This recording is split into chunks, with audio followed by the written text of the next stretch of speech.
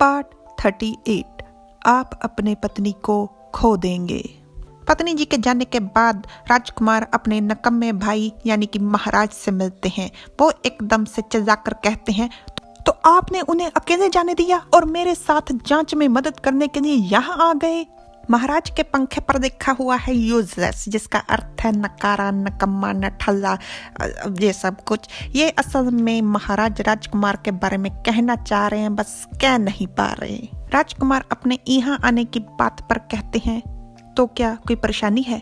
वैसे भी वो अकेला नहीं गया, किसी की बहुत तीव्र इच्छा थी उसके साथ जाने की।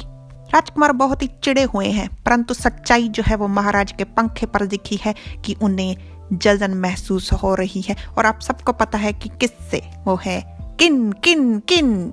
महाराज राजकुमार को धकेलते हुए कहते हैं, बस भैया बहुत हो गया, मैं आपसे भीख मांगता हूँ, अभी जाइए अभी। और खुद से कहते हैं, वरना आप अपने पत्नी को खो देंगे।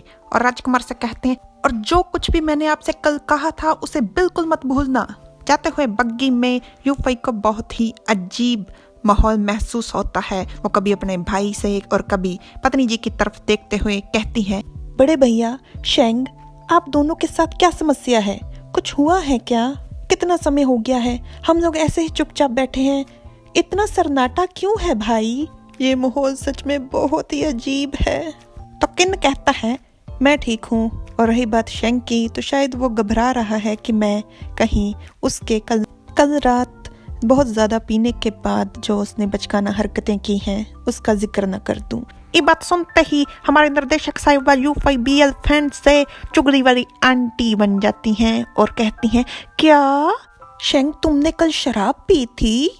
रुकिए, मुद्दे पर आते हैं। मैंने कभी शेंग को शराबी हालत में नहीं देखा, तो मुझे जरा बताइए किस तरह का पियक्कड़ है? क्या ये वैसे वाला पियक्कड़ है जो पीने के बाद कुछ भी बकवास करते हैं, कुछ भी बोलते रहते हैं, या फिर वैसे वाला पियक्कड़ है जो मुंह में रुमाल डालकर नागिन डांस करते हैं?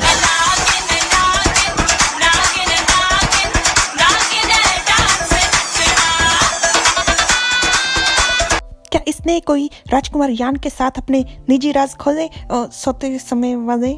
तो किन कहता है, वैसे किन तुमको नहीं लगता अपनी बहन के कान पे 2-3 थप्पड़ जड़ने थी ऐसा सवाल पूछने के लिए ही? चलिए छोड़िए। वैसे इसने राजकुमार यान का जिक्र किया।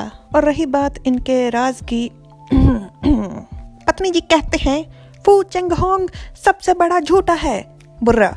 हम अपने दर्शकों को बता दें कि वहां पर बुर्रा नहीं डकार है, परंतु हमारे सहकर्मी के बस की बात नहीं कि वो जब मर्जी डकार मार दे तो बुर्रा। झूठा और बेइंसाफी वाला इंसान है।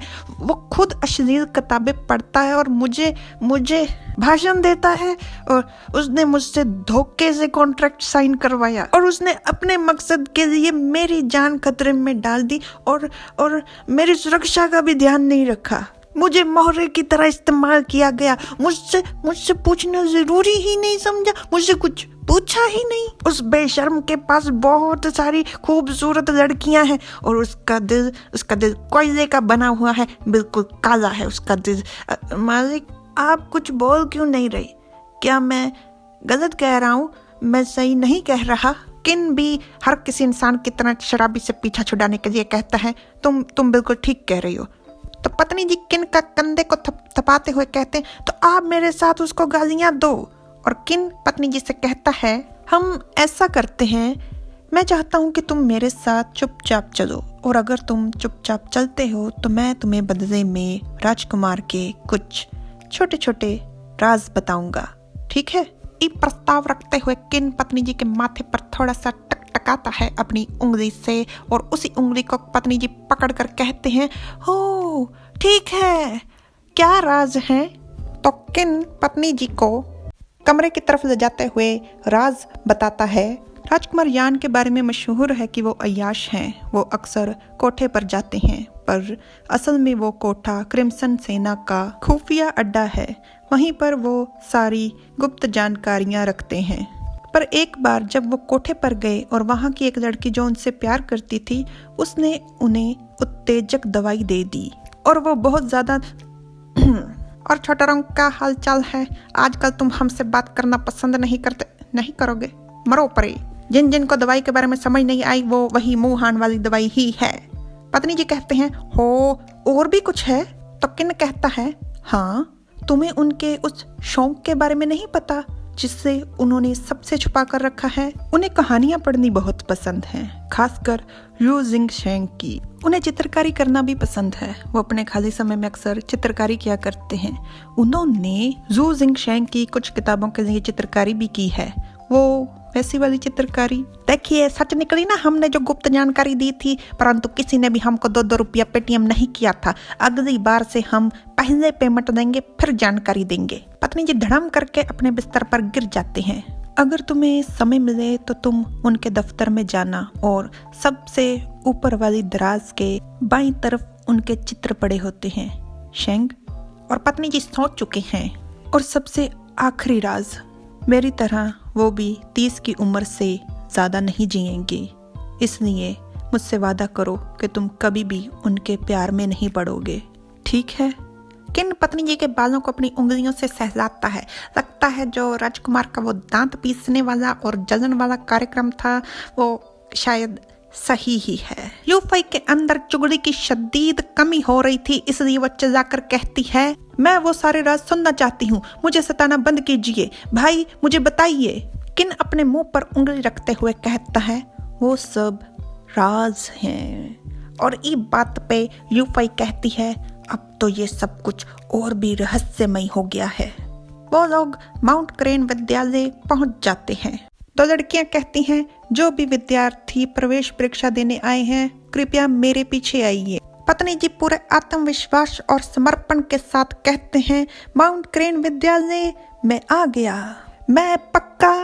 और ये है उस विद्यालय में हाल ई है पत्नी जी का हाथ, जो अगर आप देख पा रहे हो, जिस पर ई है पत्नी जी का हाथ।